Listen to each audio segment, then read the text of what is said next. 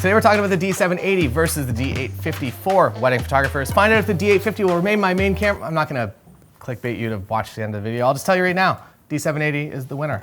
Find out why after this. Taylor Jackson. Shooting 67 weddings last year. Taylor Jackson, welcome. So Taylor, you are well known in this community. You're an amazing photographer.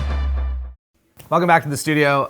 It's been a little while since we've been here. We've been on the road. We're doing a show for Nikon, specifically the Nikon Z series. So we went to a lot of places. If you follow me on Instagram, you would have noticed that a bunch of us were going from Japan to Hawaii to LA, Vegas, Miami, Exuma, Bahamas, which is my favorite island in the Bahamas, and then to Havana, Cuba, all to film new content for the Nikon Z series.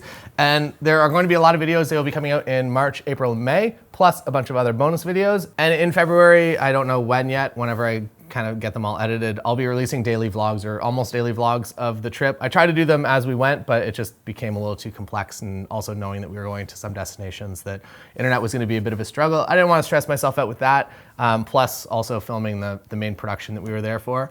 So they will be kind of time released, I guess, daily vlogs that will be coming out in February. Today, I'm talking about a camera that I don't know if I really wanted originally, and it turns out it's the best thing that I've used for specifically hybrid wedding photography coverage. Hybrid is shooting both photography coverage as well as a highlight film for your couples. And to this date, I do believe that the D850 has been the best camera out there for that style of coverage, simply because there's no buffer, that you can take a bunch of photos and then you can instantly switch to video mode and start recording.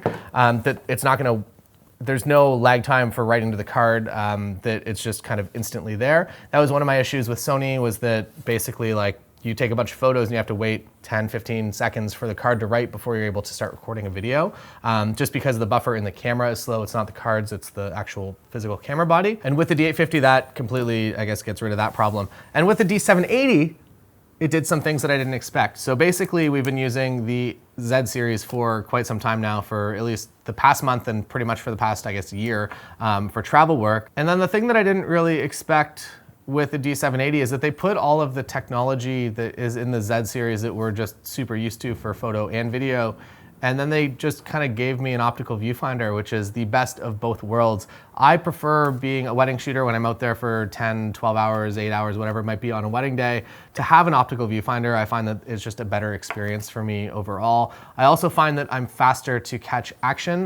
This also goes for travel as well, that when we were out, we were on a boat in Hawaii and trying to catch whales that are just super quick, that you don't know where they're gonna pop up and you gotta spin and shoot.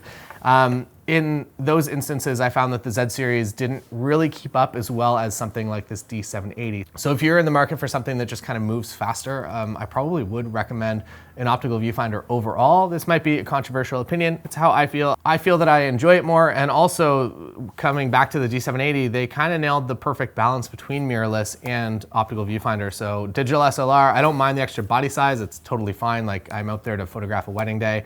It's by no means as big as like a D5 or a D6 that'll come out eventually. And I'm really happy with the physical size of this. I'm happy with the lenses more specifically. So the Z series lenses are all technically phenomenal, and there is a bit of an artistic element to them. For actual travel and everything that you want, everything like kind of perfectly, exactly technically correct, I would say go Z series. For anything that you want more of that artistic flair, more of those lens characteristics, and if you are a shooter of the N prime, so the 35, the 24, and the 85, and potentially the 58, 1.4G lenses, they have characteristics to them that I can't get from any other lens in the world. And it has those lenses, specifically the 85 is one of the reasons that I have stayed with Nikon for so long. That 85 is by far my favorite lens. So that's why I've stayed specifically with Nikon for my wedding photography, because I feel like it makes better images. I feel like the skin tones and the colors and everything just work really well straight out of the camera on this, whereas with other companies, they do work most of the time. One of the biggest benefits for shooting photo and video coverage, I guess I should caveat this with, if you're just looking for wedding photography only and you have no aspirations of doing video, the D850 is awesome. If you're just doing photography coverage, you can really kind of go back and save some money by buying an older camera if you don't need all the new functionality. Where the new cameras really are starting to step ahead of the older cameras is specifically when it comes to video. So what's happened here is that they put the Z series, the Z6 pretty much inside this camera body. So this is 24.5 megapixel body, which is perfect for weddings. This is a lot more, and I shoot it actually on medium raw because I don't need all 40 plus megapixels. 24 is great for weddings. Even 20 is probably fine, which I believe is what the D6 rumors are. And the biggest thing for me is that there's just no buffer. So taking photos, I have a faster card in here, but, and then you're just in video mode and you're recording in video mode that quickly that you don't have to wait for anything to write, that it's just super fast. And then also, if you're shooting in live view, you get all the functionality of the Z series as well. And it's even faster to switch between, because you're already mirror up. So when you take all the photos, you can just switch right to video mode and just start recording instantly. So that's super incredibly fast, and they nailed that. And I might be maybe the 1% of the market that actually requires that functionality, but I feel like if you're a follower of this channel, there's a pretty good chance that you're probably interested in video as well. And if you're looking for that perfect hybrid camera, I do believe it to be this one here. You get the full Z series camera in here with an optical viewfinder, which I prefer using in high volume style environments. It's just, it seems easier on my eyes overall. The ergonomics are another thing that Nikon is known for, and they get this really correct. I almost feel like if you have smaller hands, like the 850 is almost a little bit too big. I feel like it almost feels too large now going back to this here. I feel like this has more kind of definition in the grip, and it seems like it's gonna be a better camera to hold for an entire wedding day. The buttons have been moved, and I'm happy with the ISO up here. I like that. The record button ISO, and I never really use my exposure compensation, but these two buttons up here I use a lot, and you definitely know exactly where they are when your finger's kind of here just on the shutter button. The only thing, so everything else is great. I love everything. The sad thing that they didn't change is the quality button. So quality is right below white balance, which is a bit of a bummer, because when you're on a wedding day and you're trying to change with white balance, that your thumb is basically right on quality, or if in the random case, if you have it on your shoulder and it bounces off and it hits a quality button, I don't want to be changing to RAW. I wish there was a way to just like lock that and require like a passcode for me to change it. But my mental workaround is actually changing the front function button here to be my white balance and just never using this back button here. So small workaround, just training my brain a little bit. So as a video shooter, there are a few key benefits of having this camera, and it is mostly when it comes to the autofocus. You have pretty much the same autofocus that's going on inside the Z6, but you have it in a digital SLR body. I will say that the Sony autofocus in video specifically is better, and that this is pretty good. It's getting better and it's almost there, but it is leaps and bounds above what the D850 was. For the D850, I would be okay using the autofocus to set my initial starting point, but I would never let it track anything. With this camera, I'm happy to let it kind of remain on autofocus all day, which is not something I've been able to do with the Nikon camera. The other huge benefit to this camera over the Z series is that there are 2 card slots, so you can put 2 SD cards in here. And they're also SD cards, so they're not quite as expensive as the XQDs. I love the XQDs, they're great.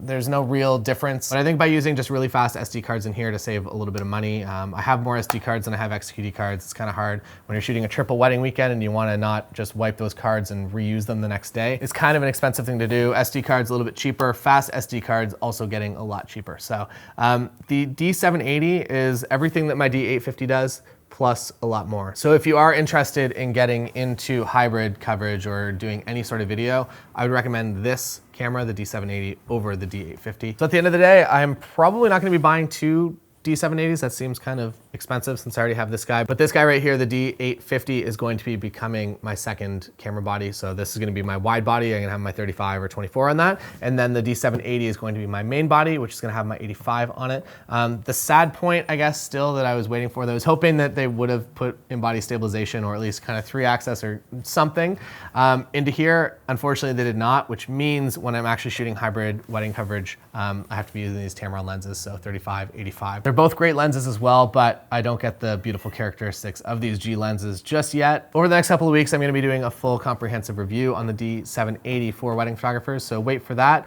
But as of right now, you can rest assured that if you are considering these 2 cameras, I would recommend the D780 above the D850 if you're a wedding photographer that's also interested in doing video or potentially doing video down the road. It is the perfect blend of the Nikon Z series mirrorless system with their digital SLRs, and Nikon did not pay me to say this. I bought this camera with my own money. I bought it from the local camera store, And if you still have a local camera store, please support them because we need to keep those in business as much as possible. Thank you for watching. I'll be back again with, I guess the daily vlogs will start coming out first. And then once I feel like it's complete, I will do a full review of this D780. I don't like to rush reviews because I've done that in the past and I've just been like, oh, it's release day, I gotta get something out. And I miss a lot of things or I get a lot of things wrong. I'd rather take some time with this and release it in a month. Maybe it won't get as many views, which is kind of what I was focused on in the past. It's like, if I get out day one, everyone's gonna watch it, it's gonna be shared. But I would rather make something that's actually good and good in the future, that's a little more future-proof than just kind of rushing to get something out. So D780, fantastic camera, super happy with it,